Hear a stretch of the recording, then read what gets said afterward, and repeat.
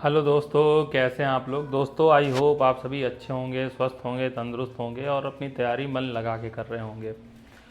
दोस्तों, जैसा कि आपको पता है कि यूपीपीएससी यानी Uttar Pradesh public service commission ने कई वैकेंसियां निकाली हुई हैं, जिसमें एक बहुत महत्वपूर्ण वैकेंसी है जिसका वेट भी आप लोग काफ़ी समय से कर रहे थे। और ये वैकेंसी है समीक्षा अधिकारी, सहायक समीक्षा अधिकारी यानी आरओ की वैकेंसी है।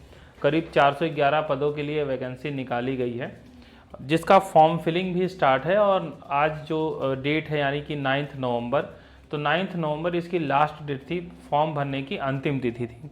लेकिन जैसा कि आपने दोस्तों देखा कि जैसे ही आरओ और साथ में एपीएस इनका फॉर्म फिलिंग स्टार्ट हुआ, तो आपने शुरू में देखा कि ओटीआर से रिलेटेड काफ़ी प्रॉब्लम आ रही थी काफ़ी बच्चों को। जो ओटीआर का सर्वर था वो काफ़ी डाउन चल रहा था। ठीक है, तो ओटीआर का सर्वर डाउन होने की वजह से शुरुआत में स्टार्टिंग में बच्चों को फॉर्म भरने में काफ़ी दिक्कत आई।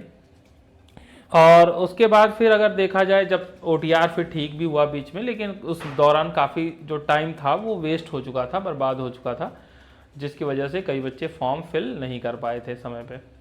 तो आयोग ने बच्चों के हित में निर्णय लेते हुए, परीक्षार्थियों के हित में निर्णय लेते हुए एक डिसीजन लिया है, एक ऑफिशियल नोटिस जारी की है। आइए देखते हैं क्या ये ऑफिशियल नोटिस है, क्या डिसीजन आयोग ने लिया है। तो मैं आपको दिखा दूं कि ये जो ऑफिशियल नोटिस है आज की डेट में, आप यहाँ पे देख लीजिए।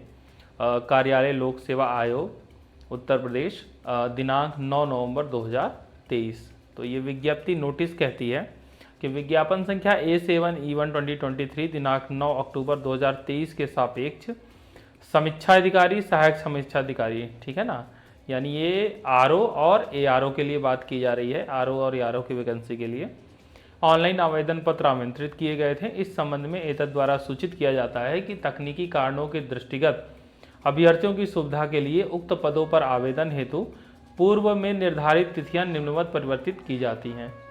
अब देखिए, इसमें एक चेंज किया है यूपीपीएससी ने आपके लिए।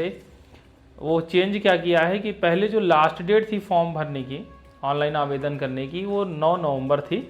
अब उसको बढ़ा दिया गया है और 9 नवंबर से कर दिया गया है 24 नवंबर। ठीक है ना, तो अब जो डेट है वो बढ़ा दी गई है। अब आप 24 नवंबर तक इस फॉर्म को भर सकते हैं। ठीक है, अब जरूर भर लीजिएगा क्योंकि अब ये डेट नहीं बढ़ेगी। लास्ट टाइम ये डेट एक्सटेंड की गई है। ठीक है, तो पहले जो ये डेट 9 नवंबर यानी आज की थी, और फिर उसके बाद कुछ लोगों को इशू आ रहा था, फॉर्म नहीं भर पाए थे शुरुआत में ओटीआर की वजह से, तो उनके लिए ये डेट बढ़ाई गई है। अब 24 नवंबर डेट कर दी गई है। अब 9 नवंबर के बजाय 24 नवंबर अंतिम तिथि होगी आरओ एआरओ का फॉर्म भरने के लिए। ठीक है, आरओ एआरओ की जो वैकेंसी होती है, अगर नहीं पता तो मैं आपको बता दूं कि आरओ के लिए तो आपको सिंपल ग्रेजुएशन की डिमांड होती है। अगर आप सिंपल ग्रेजुएट हैं तो फॉर्म भर सकते हैं।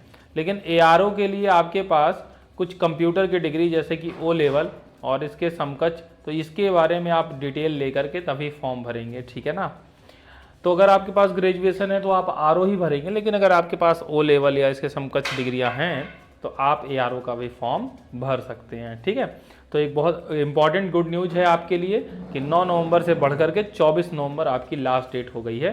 तो अभी तक जिन्होंने फॉर्म नहीं भरा है वो 100% जाएं और इसको फॉर्म भर दें, क्योंकि एक आखिरी अपॉर्चुनिटी है। देखिए, ये आरओ का फॉर्म आपको हर साल देखने को नहीं मिलता है।